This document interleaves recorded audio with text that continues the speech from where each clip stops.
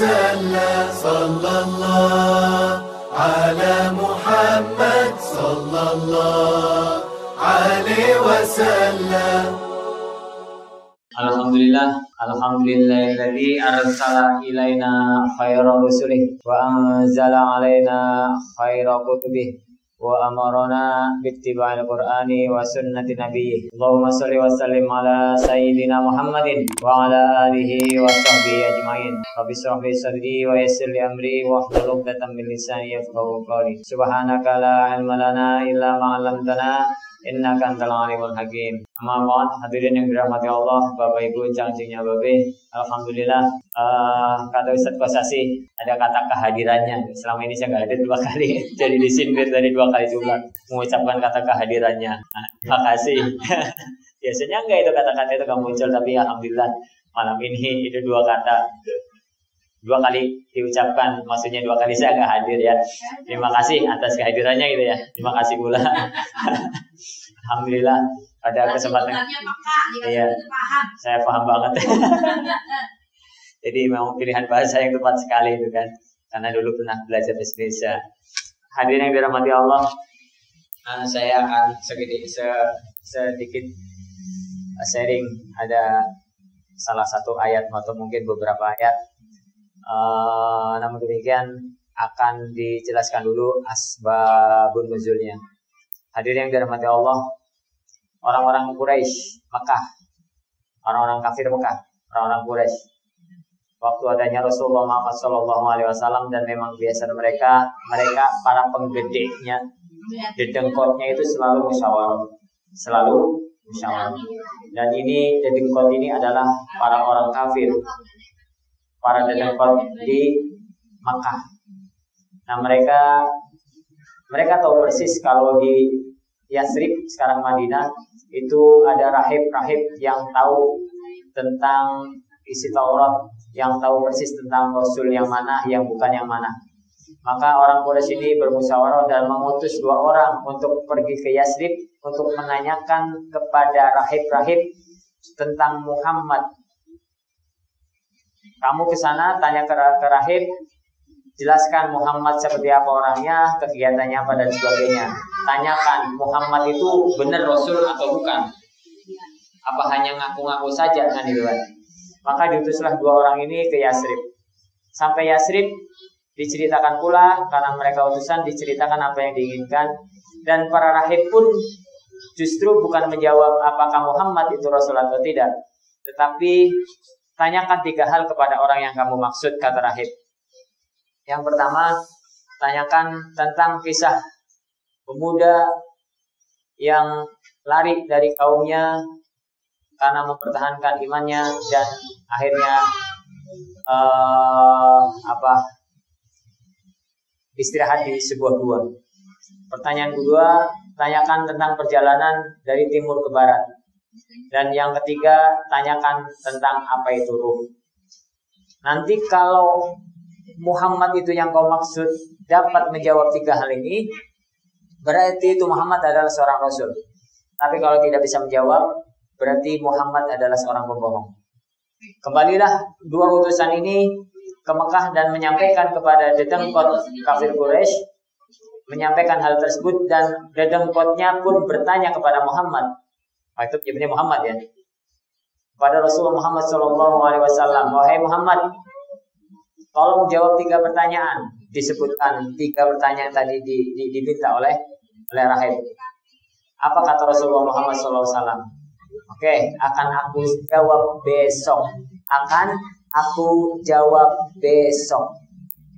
Kenapa? Karena Rasulullah Muhammad SAW tidak mampu menjawab. Kenapa? Karena belum ada pengetahuan, belum dikasih tahu oleh Allah melalui malaikat Jibril. Maka dia menangguhkan jawabannya besok hari. Harapannya adalah Jibril datang kemudian ngasih tahu. Ternyata besok harinya datang kafir Quraisy, dedengkotnya kepada Muhammad SAW. Gimana jawabannya? Tidak bisa menjawab. Dan itu berlangsung selama 15 hari. Rasulullah Muhammad SAW tidak mampu menjawab pertanyaan yang ditanyakan oleh kafir Quraisy. Maka setelah 15 hari turun ayat. Wala taqulanna Isyain ini fa'ilu dzalika ghadan illa ayyasha Allah. Janganlah engkau berkata aku akan melakukannya besok kecuali engkau mengucapkan insya Allah. Ternyata Muhammad SAW tidak mengucapkan insya Allah waktu itu. Maka ayat yang pertama diturunkan setelah pertanyaan tersebut adalah ditegur bahwasanya ketika kita akan melakukan sesuatu, berencana melakukan sesuatu, maka ucapkanlah insya Allah. Kenapa? Karena belum tentu yang kita rencanakan akan terjadi kecuali atas izin Allah Subhanahu wa Ta'ala. Ini perenungan buat saya. Oh iya, ternyata begini. Astagfirullahaladzim. Seharusnya kita mengucapkan insya Allah. Permasalahannya adalah kata insya Allah di Indonesia sudah mengalami degradasi, mengalami penurunan. Besok datang ke rumah ya. Waduh, yang ngomong RT ini gak enak ah. Insya Allah teh. Insya Allah maksudnya apa? Enggak. Karena gak enak bilang insya Allah. Biasanya orang Indonesia mengucapkan insya Allah identik dengan tidak. Karena gak enak, karena dan sebagainya.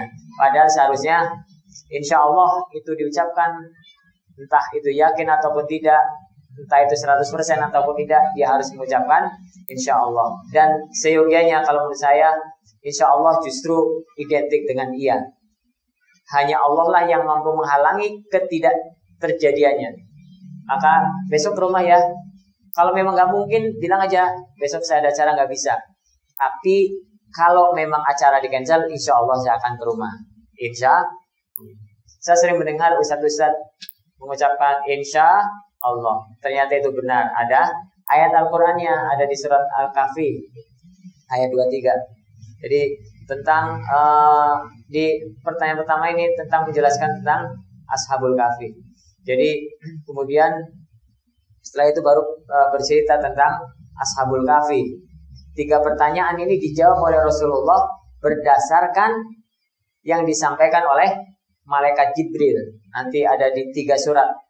Ini ada Al-Kahfi, satunya lupa, kemudian satunya lagi At-Taubah kalau tidak salah, yang tentang ada 3 pertanyaan. Yang pertanyaan terakhir adalah tentang ruh. Boleh ruhu min amri rabbi. Jadi kalau urusan ruh adalah urusan Allah Subhanahu wa Ta'ala. Maka ketika Rasulullah mampu menjawab 3 pertanyaan ini, disitulah bukti bahwasanya Muhammad SAW adalah seorang Rasul yang dia katakan dia jawab bukan karena ngarang-ngarang karena pertanyaan malu tidak bisa menjawab.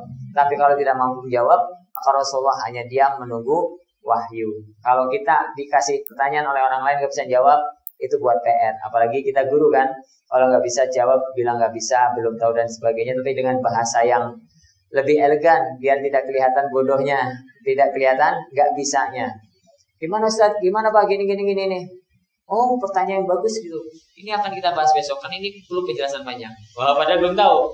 Tapi dengan bahasa, ini pertanyaan bagus, dipuji dulu biar mahasiswanya senang, biar siswanya senang. Oh, ini pertanyaan bagus. Ini akan jawab besok ya, biar ini dan sebagainya. Adalah cara.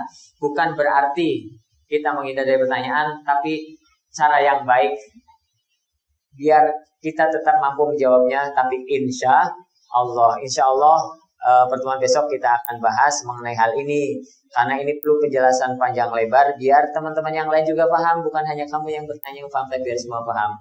Sampai rumah, buka buku, baca-baca, nyari, tanya sana sini. Kalau sudah benar baru besoknya disampaikan. Begitu. Jadi ini trik buat kita juga.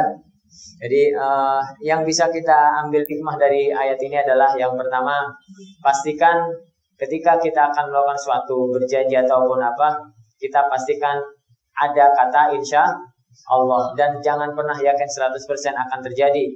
Karena Allah lebih, kehendak Allah melebihi segalanya. Mungkin menurut kita ini yang terbaik, ternyata menurut Allah enggak. Makanya di cancel, dibatalin, ditunda dan sebagainya. Maka semua kita serahkan kepada Allah Subhanahu wa Ta'ala. Sebagai manusia kita hanya berusaha sebisa mungkin, semampu mungkin, semaksimal mungkin. Hasilnya terserah Allah Subhanahu wa Ta'ala. Semoga kita bisa mengamalkan hal yang mungkin sepele, hanya mengucapkan insya Allah. Insya Allah kita mampu melaksanakannya. Insya Allah. Terima kasih. Subhanakallahumma wa bihamdika asyhadu an la ilaha illa anta astaghfiruka wa atubu ilaik. Assalamualaikum warahmatullahi wabarakatuh.